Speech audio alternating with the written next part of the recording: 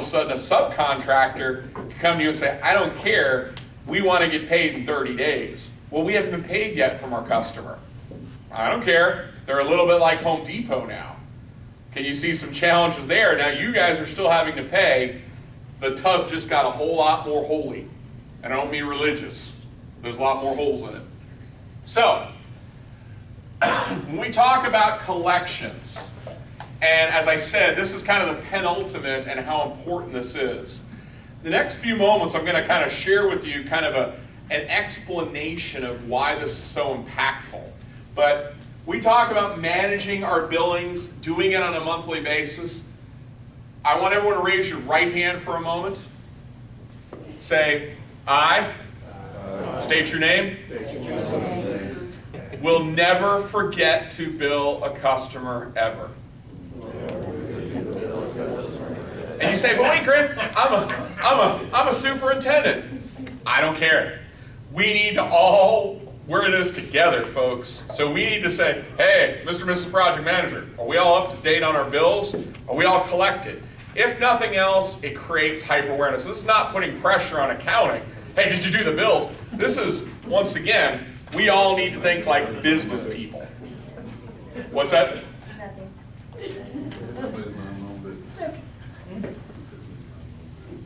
Oh, no problem. Okay.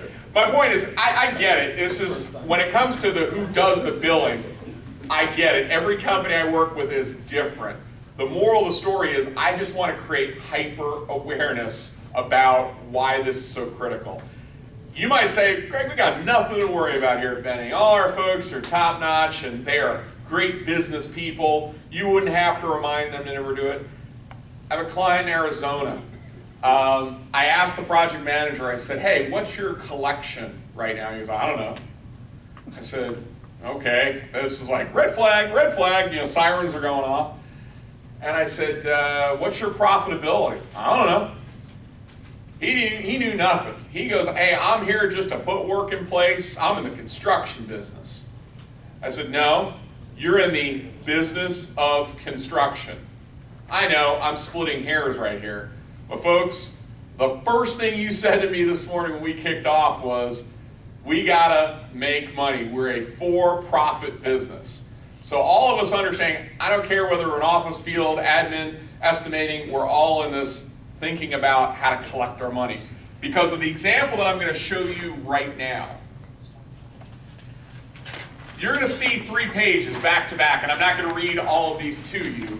However, there are certain key things that I want you to kind of follow or cue in on.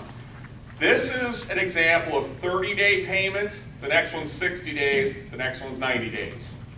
So if you look at this first one, the first line up here, and I'm not that tall so I can't reach it, but it says month 1 gross billing is $19,000. Retention is $19.91, 10%, which then leaves us with a net billing of $17,917. All right? However, you'll notice the next area is all blank, which is the stuff that we have to pay out. So for instance, we have $3,000 in labor, which leaves us, and oh, by the way, we also have our overhead, which leaves us with $10,700. That's stuff that has to go out, but remember, these are 30-day payment terms.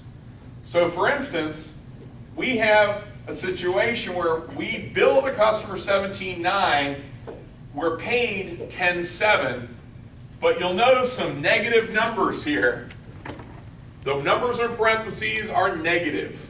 So now, $10,728, we have to do what? Where am I going to get this money from? Working capital. We don't have any working capital. It's the only project in our company right now. Unrealistic, but humor me. So where am I going to get the money from? Debt. Go to my line of credit. Go to the credit card, the trusty credit card. Now look at month 2.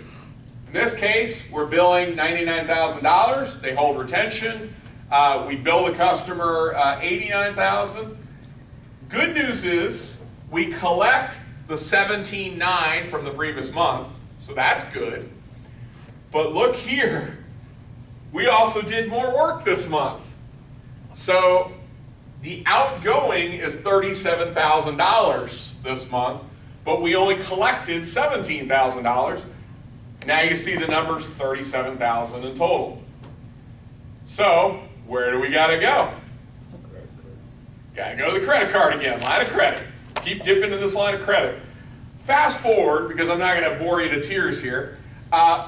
Go all the way out where it says cumulative on that bottom line. How long do we go before we are made whole? 7 months. About 7 months. How long is this project? 6 months. Yeah, that's problematic, isn't it? So at its peak, we need to have had at least $62,000 of credit. And by the way, credit costs money. So we use our credit card, but we have to pay the interest on that credit. So we could even add a third column, which is interest carry. By the way, this is the normal page here, all right? Let's fast forward now to 60 days. What happened now? 8 months. 8 months, absolutely. But let's also look at the magnitude. How much credit do I have to be carrying now?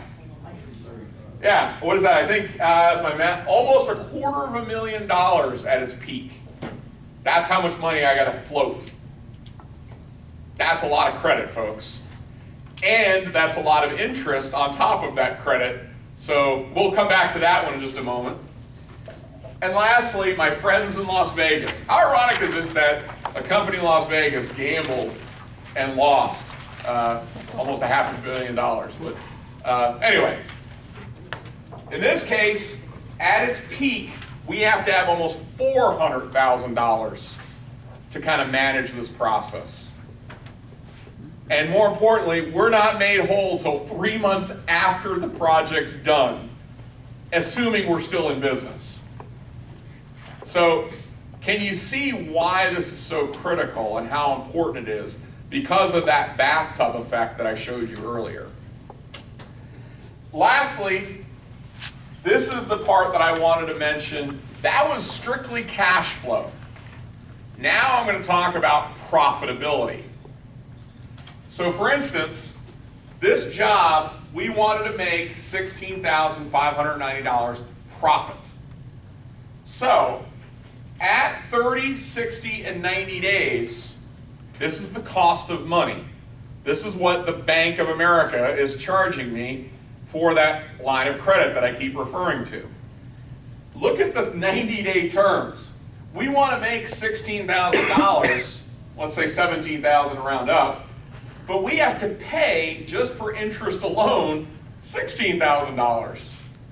Isn't that kind of wacky? Because we're not, by the way, where are my estimator, or my estimating crew over there? Do you put an interest carry in your bids? No. We don't.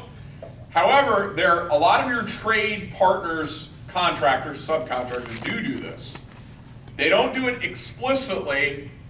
They do something I've already mentioned today. What do? Price discrimination. Exactly. They price discriminate against you. What? They discriminate against Benning? No, we're too nice. What they do is they'll go, you know what? Hypothetically, oh, Benning, they're kind of late payers. Instead of 10%, we're going to mark it up 12%. So they're not putting a number in their bid that says interest. They're just marking it up more. But what they're effectively doing is saying, I'm not going to pay the bill, you're going to pay the bill. And it's a pass-through. But look, there's another thing that happens. Remember when I talked about those friends of mine in Tennessee? They're fat, dumb, and happy right now. So,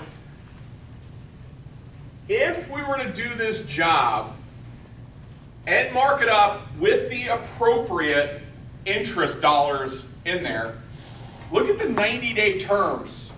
If I submitted this bid, just accounting for the fact that there are 90 days, come on.